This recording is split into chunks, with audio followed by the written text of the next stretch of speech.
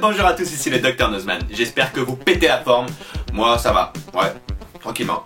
Aujourd'hui on va s'attaquer à quelque chose de plus guerrier je dirais, puisqu'effectivement on va réaliser un aspirateur lance-missile. Vous êtes prêts? C'est parti. Je vais avoir besoin d'un tube en carton d'emballage de papier cadeau, de scotch et d'un aspirateur. Ok, dans un premier temps je vais enlever le papier cadeau du rouleau et le mettre de côté. On va pas le jeter, ce serait plutôt débile. Ensuite, une fois que j'ai mon rouleau en carton, je vais partir à 30 cm de l'extrémité et tracer un petit repère. Je viens ensuite couper le rouleau en deux.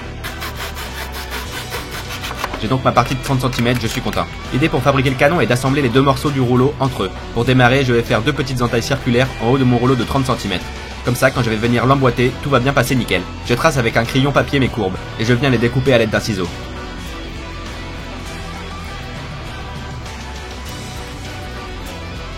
Voilà ce que ça donne.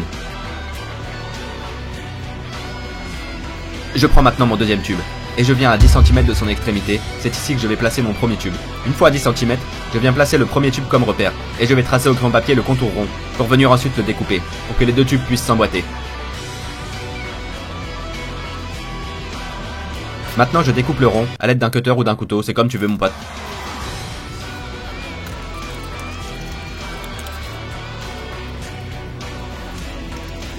Je vais pouvoir emboîter le tube, comme ceci. Et quand il est à l'intérieur, je repère qu'il dépasse légèrement dans le tube. Donc je vais venir recouper l'excédent du tube, pour que le projectile ne bloque pas, ok? Une fois fait, je vais placer un petit peu de scotch sur le bord du premier tube, pour qu'il soit plus lisse, c'est mieux. Maintenant il s'emboîte bien. Je vais pouvoir assembler les deux tubes qui vont constituer le canon.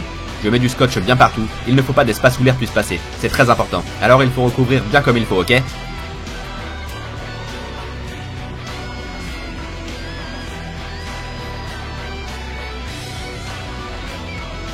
Maintenant il va falloir créer un élément qui va bloquer l'arrivée d'air du canon, pour que quand j'allume l'aspirateur, ça aspire l'air bouché, ce qui va faire baisser la pression atmosphérique et en relâchant le tout, le projectile va pouvoir être propulsé. Donc je prends un rouleau de PQ, que je coupe en 8 parties que je mets les unes sur les autres, et je bloque le tout à l'aide de scotch encore une fois. Ça va me faire une bonne cale. Je viens mettre ensuite le bas du lance-missile dans l'aspirateur.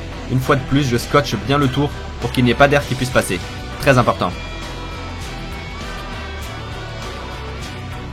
Maintenant le projectile, c'est assez simple. Il faut créer quelque chose de pas trop gros ni trop petit. Il faut que ça passe tout juste dans le canon pour empêcher l'air de passer sur les côtés. Concernant le poids, c'est à vous de juger.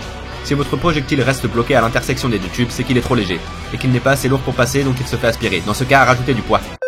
Maintenant que tout est prêt, je peux allumer l'aspirateur, mettre le cache devant le canon, insérer le projectile, attendre un petit peu que la pression atmosphérique baisse et lâcher le tout. L'aspirateur aspire l'air du tube, donc la pression baisse. Il y a alors moins d'air dans le même espace. Quand je lâche le projectile, il est alors projeté car l'air extérieur a une pression plus élevée. Il est donc projeté vers l'avant très rapidement, assez rapidement pour ne pas se faire aspirer par le bas du tube, au niveau de l'intersection. Je vise beaucoup trop bien.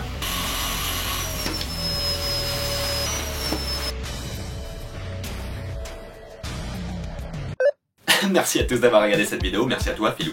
N'hésitez surtout pas à partager cette vidéo sur les réseaux sociaux Facebook et Twitter, c'est très important. Et retrouvez-moi encore une fois sur Facebook et Twitter à Dr Nozman. Je vous dis à très bientôt car la science n'entend pas.